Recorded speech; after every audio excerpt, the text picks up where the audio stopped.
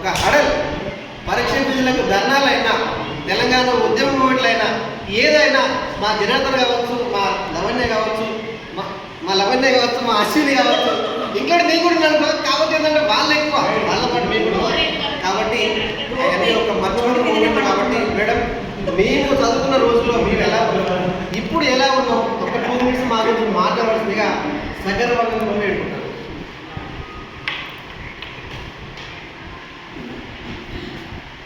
నా ప్రియమైన స్టూడెంట్స్ అందరికీ కూడా నేను ఫ్రెండ్షిప్ డే శుభాకాంక్షలు మనస్ఫూర్తిగా తెలియజేస్తున్నాను.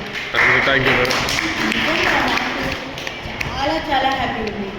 అసలు 11 years తర్వాత మీ అందరూ ఇంత మంచిగా కలుసుకోవాలని ఒక మంచి అంటే ఒక ప్రేమపూర్వకమైనటువంటి ఒక ఆలోచనతోటి మీరందరూ ముందుకు వచ్చి గ్యాదర్ అయ్యి ఇక్కడ ఇట్లా కలుసుకోవడం అనేది ఇది మామూలు విషయం అయితే అస్సలు కాదు. ఒక్కొక్కరిని చూస్తుంటే నాకైతే నిజంగా అసలు ఎట్లంటే అట్లా అనిపిస్తుంది. అప్పుడు చూసిన మీరందరూ వేరు, ఇప్పుడు కంప్లీట్గా డిఫరెంట్. అంటే 11 years అంటే ఆ 3 తీసేస్తే ఎంత 8 years. డిగ్రీ అయిపోయినాకనే ఓకే మొత్తం 14 years. అయితే ఈ 11 years లోపల మీకు వచ్చినటువంటి మెచ్యూరిటీ లెవెల్స్ అనేవి చాలా చాలా ఒక అభినందనీయం అన్నమాట. ఇందాక రమేష్ మాట్లాడుతూ నా ఒక 30-35 members వస్తారని నేను ఎక్స్పెక్ట్ చేసినాను అన్నాడు. కంపల్సరీ వస్తారు. 35 కాదు, నువ్వు అనుకున్న దానికి 70 డబుల్ వస్తారు. ఇప్పుడు మీరు ఈ ప్రోగ్రామ్ అరేంజ్ చేసి మీకున్నటువంటి మీ వాట్సాప్ గ్రూప్, మీ ఫ్రెండ్స్ గ్రూప్ ఉంది కదా, వాళ్ళందరికీ ఇన్ఫార్మ్ చేసినట్లయితే మీలానే వాళ్ళకు కూడా ఉంటుంది. కానీ వాళ్ళకి ఏవైనా పరిస్థితులు అనుకూలించకపోవచ్చు. మీకున్నంత పట్టుదల ఏదో పరిస్థితుల ప్రభావం వల్ల లేకపోవచ్చు. కానీ తప్పకుండా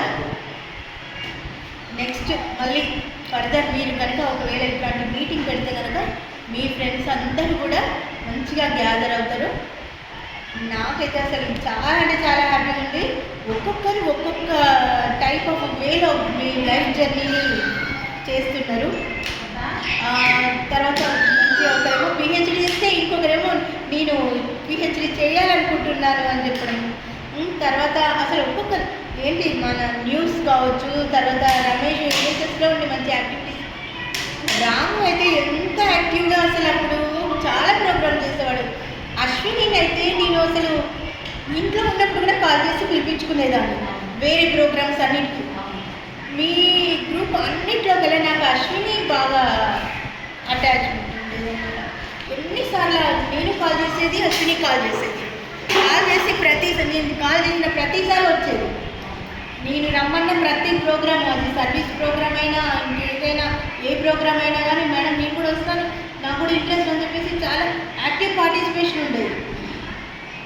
ఎన్ఎస్ఎస్లో మన రమేష్ మంచిగా చేసేవాడు.